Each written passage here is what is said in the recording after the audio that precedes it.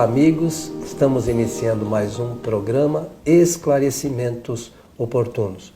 O nosso programa tem o objetivo de levar a você as informações da doutrina espírita e, para isso, nos baseamos sempre nos livros de Allan Kardec.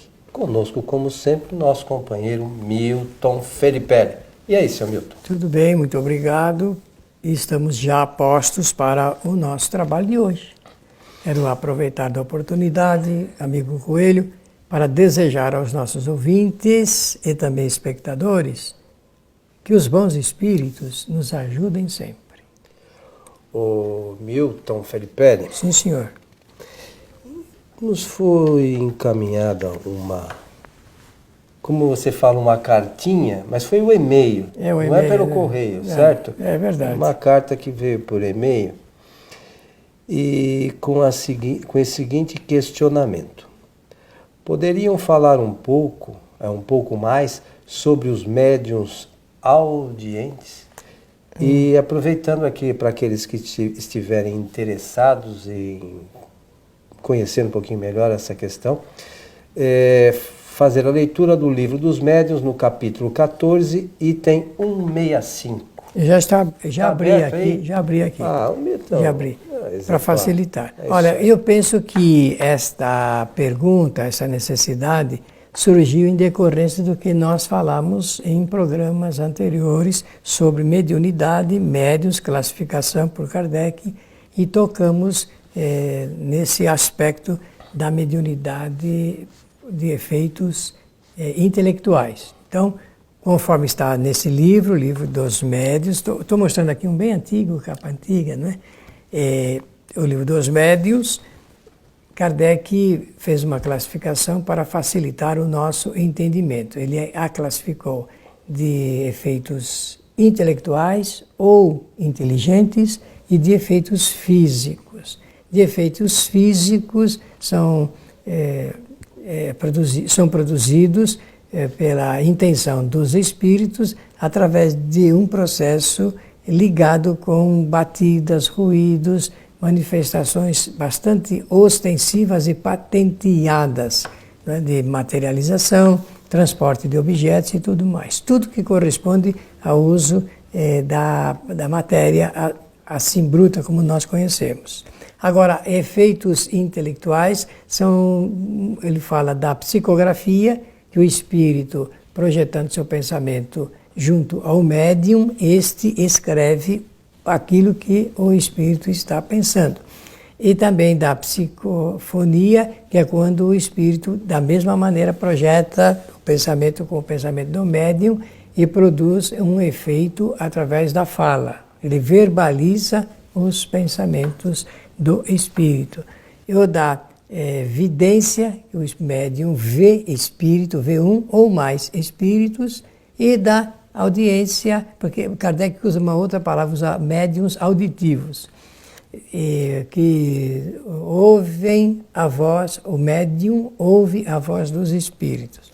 Então, para começar este nosso debate, eu proponho o seguinte: eu vou ler um pequeno trecho e depois dar uma pequena explicação, por favor, com a sua experiência e nas suas reuniões mediúnicas. Sou um aprendiz aqui. Todos nós. Então, esse item 165 do capítulo 14 do Livro dos Médiuns é uma oportunidade que a gente tem bastante rara de a gente ouvir sobre essa matéria.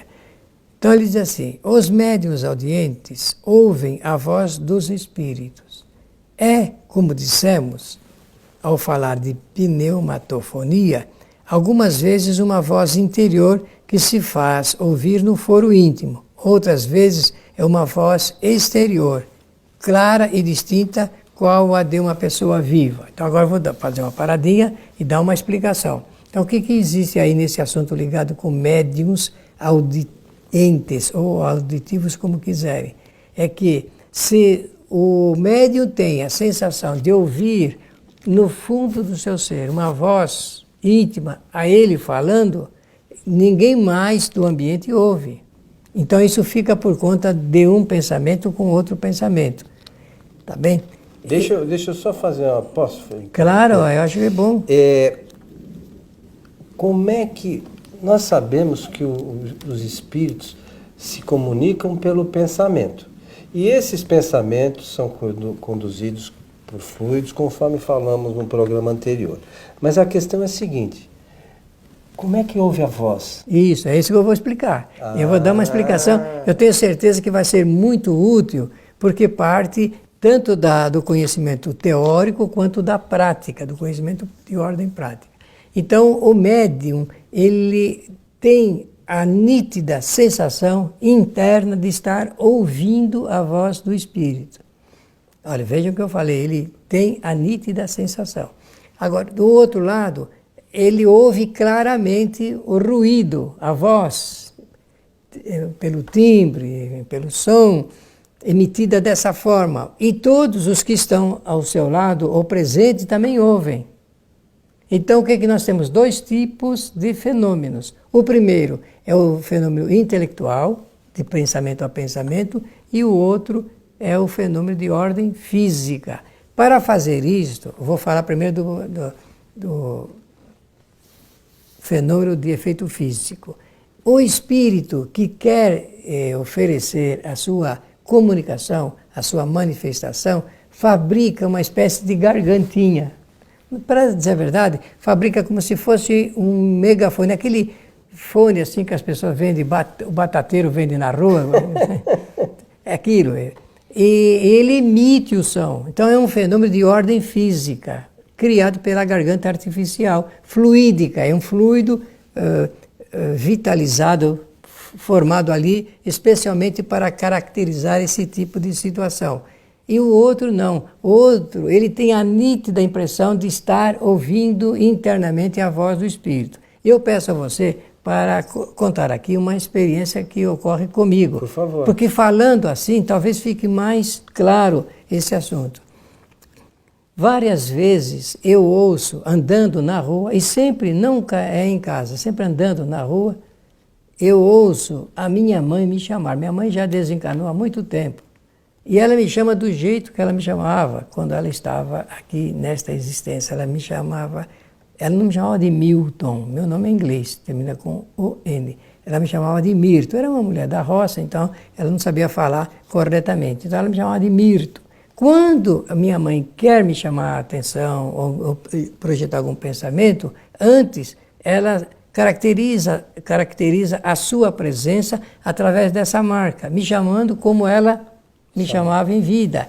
Mas isso, eu tenho essa impressão interna da voz clara da minha mãe. Como é que funciona isso? Com o pensamento, o espírito intensifica de tal forma o seu pensamento que a gente tem a nítida impressão de estar ouvindo a sua voz. Interessante. Né? Muito interessante. E você mencionou que como se percebe a voz, ele se usa como se fosse uma garganta que você está falando. Isso é. Pois é, mas o espírito neste momento ele precisa chamar a sua atenção, ele pensa nisso, com o pensamento ele cria esse equipamento para levar essa informação. No momento em que o espírito para de pensar nesta coisa, ele desaparece. Ah, sim, aí aquilo se desfaz. Que ele não está mais ligado com o pensamento. O que une os fluidos para formar o objeto é o pensamento do espírito. Perfeito. Desviada a sua atenção para esse fato, então as moléculas que formavam aquele equipamento se desfazem.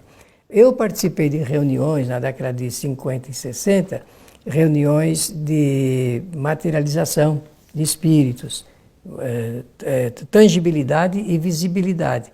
E em várias reuniões, os espíritos formavam essa gargantinha aí que eu falei, para poder conversar conosco e faziam preleções, alguns davam aula, digamos assim, longa, sobre um determinado tema, desenvolvia, tinha início, meio e fim o tema, o que mostra que ele estava usando do processo da inteligência, da sua experiência, para poder transmitir a sua mensagem para a gente.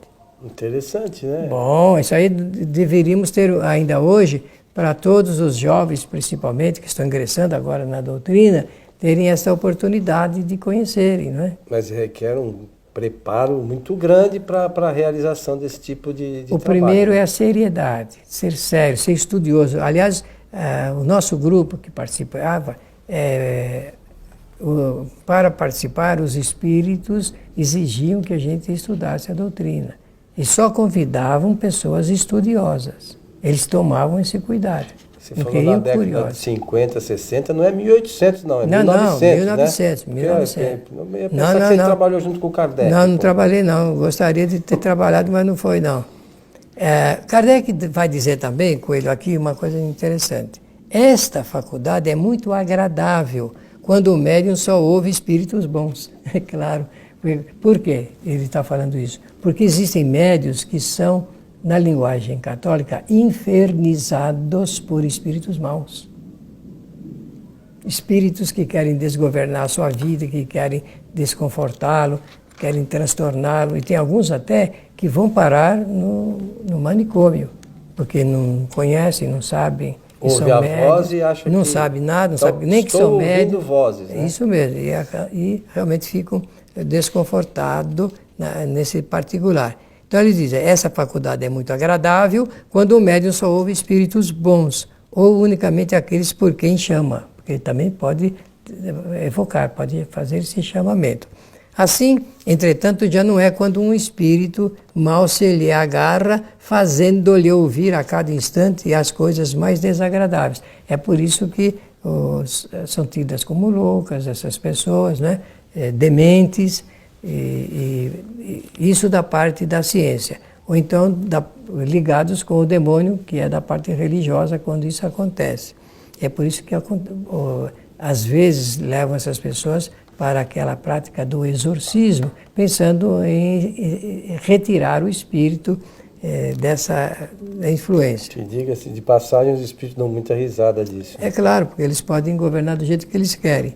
E não raro as mais inconvenientes. Cumpre-lhe, então, procurar livrar-se desses espíritos pelos meios que indicaremos no capítulo da obsessão. Kardec está na 14 e esse capítulo é do 23. E nesse capítulo que Kardec escreveu, de número 23, que ele está chamando já a atenção, que está preparando já para essa leitura, ele é, sem dúvida nenhuma, um dos capítulos mais importantes do livro. Mais importante da orientação doutrinária do Espiritismo sobre essa matéria. Não existe coisa igual.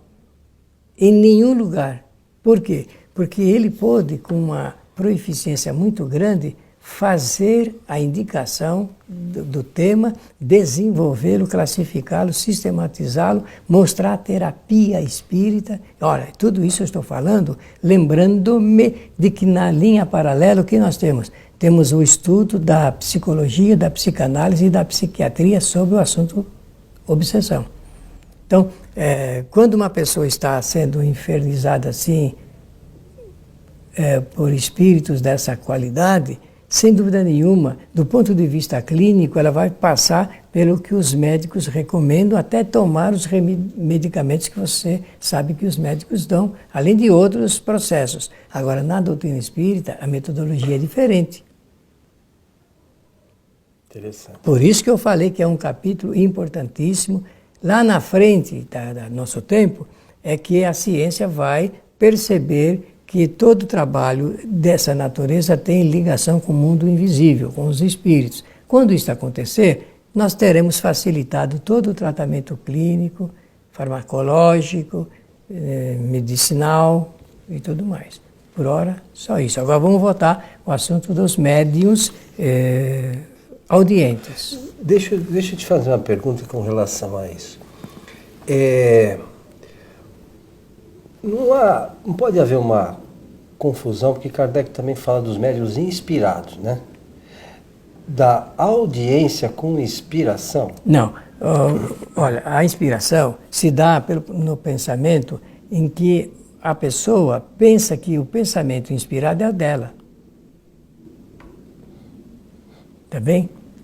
Um exemplo é Beethoven. Quando compunha, claro que ele tinha a nítida e total ideia de que todos os pensamentos ali eram dele. Mas nós sabemos que, principalmente os músicos, são muito inspirados por outros espíritos, até de outros planetas, que tem a música essa música erudita, música clássica, desse tempo, realmente demonstra isso. No mais alto grau, né? Do mais alto grau, muito bem. Então, isso nós estamos falando de inspiração. Agora, aqui o médium tem a nítida, mas a nítida impressão que ele está ouvindo a voz do Espírito que o está Mas é muito sutil isso, né? Por mais que é uma diferença, é que a pessoa precisa estar atenta para dar Coelho, conta, né? Coelho, quantas vezes você já ouviu falar? Eu não vou dizer que aconteceu com você, pode ter sido até, mas quantas vezes você ouviu falar, olha, você me chamou? Não chamei. Mas eu tive a impressão, claro que você me chamou, você está no mesmo ambiente, separado por alguma distância. Então, por quê? Porque fica nítida a impressão de estar ouvindo a voz da pessoa. E ela caracteriza exatamente como ela estava em vida ou está ainda em vida, porque pode ser uma ligação mediúnica entre vivos, pode acontecer. Também, né? Agora eu vou tocar num outro assunto ligado com esse assunto dos médiuns audientes. Sabe, Coelho, o médium audiente pode receber essas impressões de vozes, assim, também de espíritos que imitam o som da voz de outros espíritos.